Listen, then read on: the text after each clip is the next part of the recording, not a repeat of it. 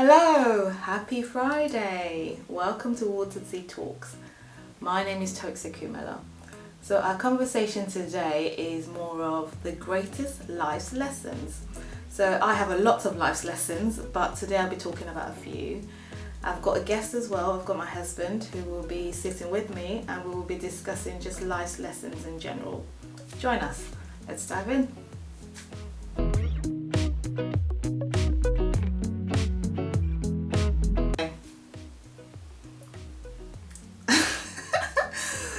Okay guys, so we're going to jump right into it.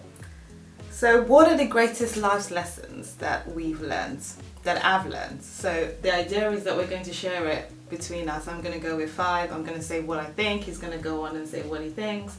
Did I do an introduction? Well, this is my husband, his name is Tokes, so we're both Tokeses. I've been here before. Months ago, but anyway, yeah. I managed to drag him on here today. So, life's greatest lesson.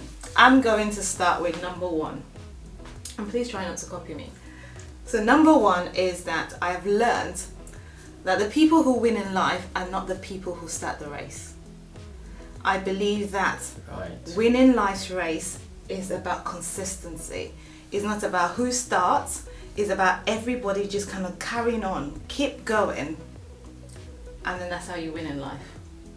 So, stickability? Stick with the same...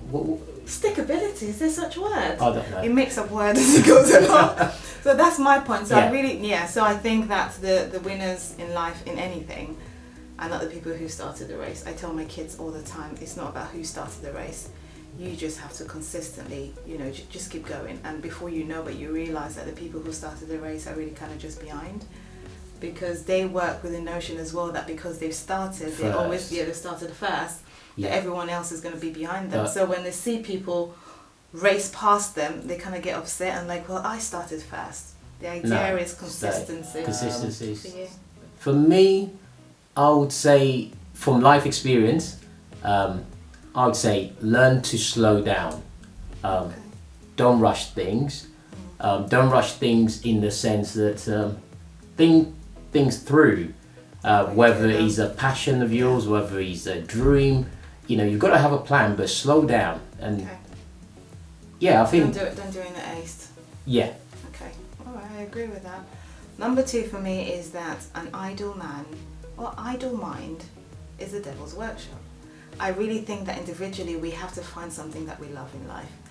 And it could be reading, it could be even writing our own songs, it could be art, drawing, it could be whatever it is. We need to find something, because there will come a time in life where perhaps, work is not going where we need it to go, or something's not good. We need something to be able to fall back on, because if we don't have that thing, if we don't spend our time doing something, that idle mind, that absence, is going to make us do things that we shouldn't do. It's almost like this same thing of like peer pressure. Like you look at kids who are under peer pressure, and sometimes you realize the time that they fail is that time where they spent doing nothing. They did nothing all summer, they joined a group, bad gang, whatever. And it's the same thing for adults, because you end up doing things that you really don't have the time or you shouldn't be doing in the first place. So occupy your time with things that matter to you, the things that you love. And even sometimes it's not about the things that you love, it's all about occupying your time. Okay. Right. We have an interruption. Can you go for a minute? I'll call you when I'm ready. Okay. Thank you. Thank you. Shut the door.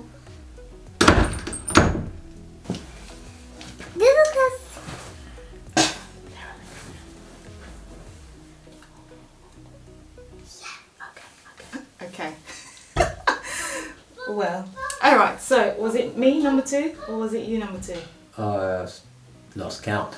I think number 2. Yeah. To me, I think the critical would be your health. Okay. There's a saying, health is wealth, or health is your wealth. Or I will express that as take care of your body. Okay. Take care of your body early in life, so they will look after you when you need it most. Whether it be your screen time, what you do, what you eat, what you feed your body. exercise. It's just general well-being of the body. You only have one opportunity, and as you grow older, you're going to need your body more. Absolutely. Is that how you feel now that you're getting really old? Okay. Number 4 for me is avoid negative energy. If you're around people who give you negative energy, it is not your place to think that they're going to change. It is not your place to think that they've got it all wrong. What you need to do is that you need to just completely stay away from that negative energy, because there is only a tiny percentage of people who change in this life. So the people who, when they were 4, gave you negative energy would be 45 or 60 and would still give you negative energy. So if you sense any form of negative energy, it's not your place to try and change them or even gossip about it. Just leave it, move on, and don't make it part of your life. Yeah, so I'm sure you made sense. Number 4. Number 3. Right. I would say don't even try and please everybody. Yes, that was part of my point. Don't. I was saying, maybe I missed that. No, I haven't got to it yet. But doesn't matter what people think, but you can't please everybody. So have your goals. Take advice, by all means, but don't please. So I was going to say, avoid adulation. Adulation. So adulation is an excessive praise from others. It's kind of what we get on Instagram and Facebook now when we put a picture on and we get 100 likes. There's a feeling that we get from that makes us feel like, oh my goodness, like, oh, all these people are saying. So that constantly really, really blocks your judgment, and that falls into what you're saying, which is the fact that it's that hope of, maybe it's not, it doesn't really fall into the same bracket. Mine is that, when people praise you, there's a feeling that you get when people praise you when they said you've done something really well. No, I wasn't talking about the praise, I'm just talking about it doesn't matter whether the praise or it doesn't matter. Yeah, it's really about, doesn't matter what they think. Okay.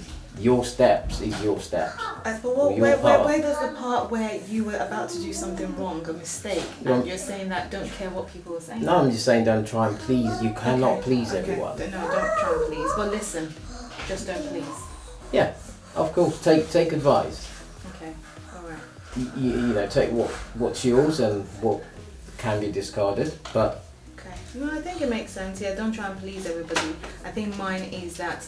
Don't sit on adulation, which is just excessive praise from other people, because they will mislead you. Because every time you don't get praise, then you think that you're doing something wrong. I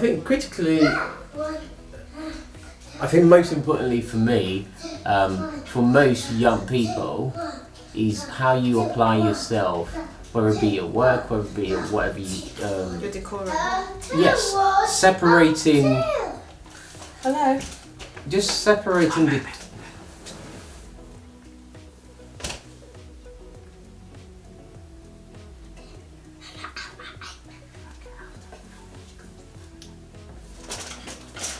Alright, yeah, here we are. Right, so separating between... Just have a professional outlook to whatever you do. Okay.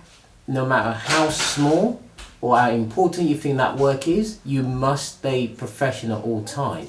I think the line has blurred recently. I've worked with some young people, and I can see the ones that cannot seem to switch between is it social or is it like the streets and actually bringing that same persona into work, or into the work environment. I think is very critical that you... But does it matter? Does it mean that we have to switch in regards to who we are to then fit a professional environment? Is that what it is? I think whether you like it or not, when you're at work, you're a different person. I'm not a different person. It's not about the different personality, but there's a way that you show. You've got to carry yourself in a certain way, but also in a very respectable way, but very efficient in what you do, and how you communicate in writing and in your mannerism.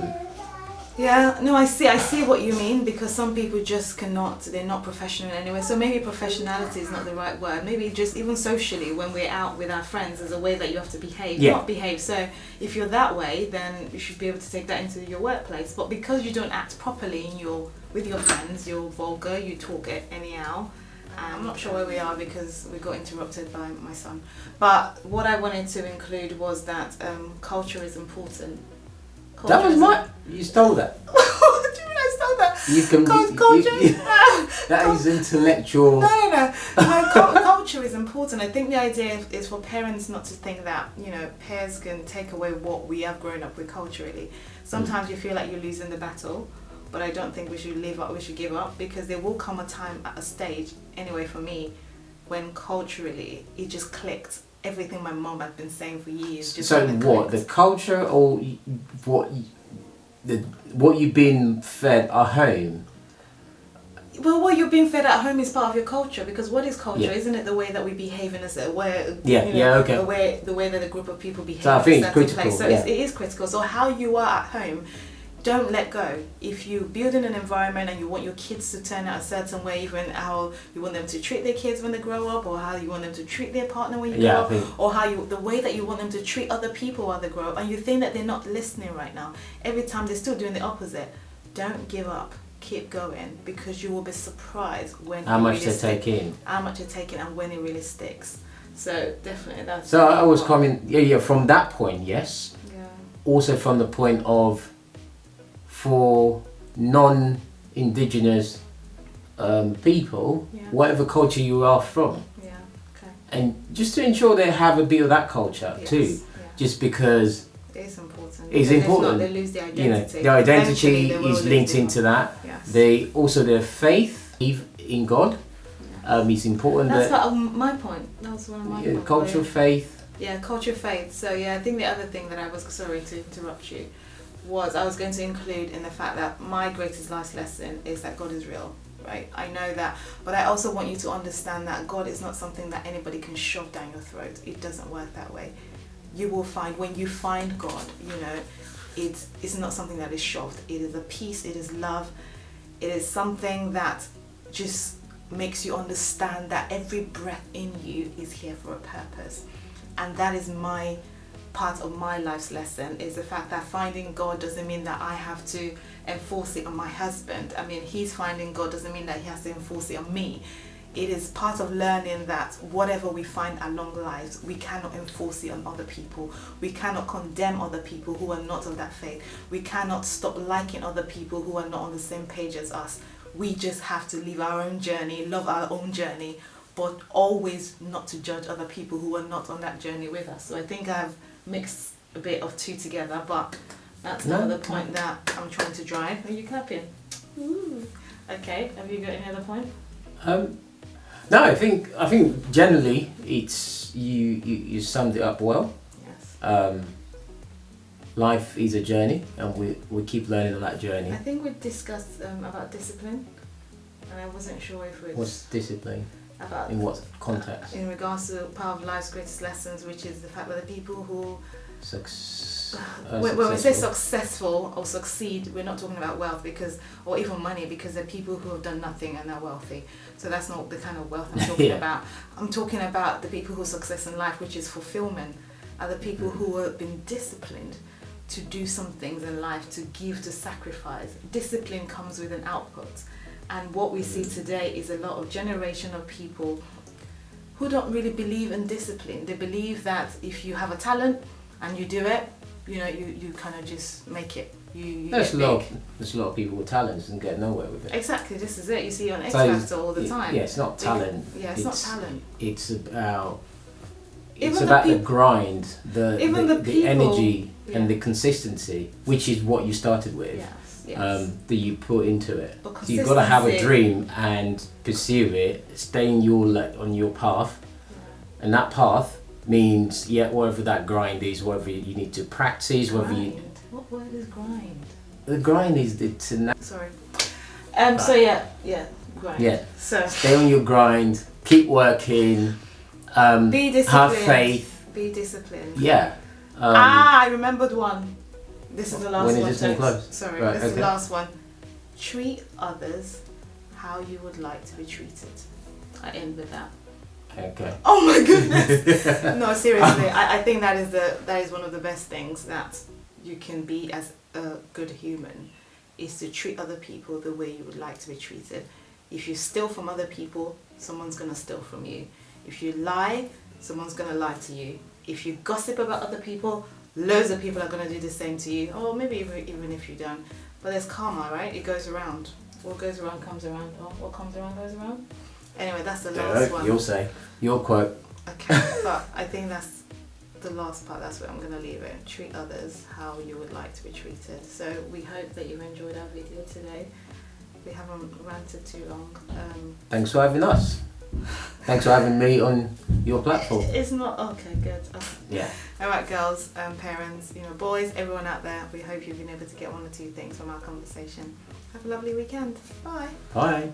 You're supposed to wave your hand. Like, bye. Bye.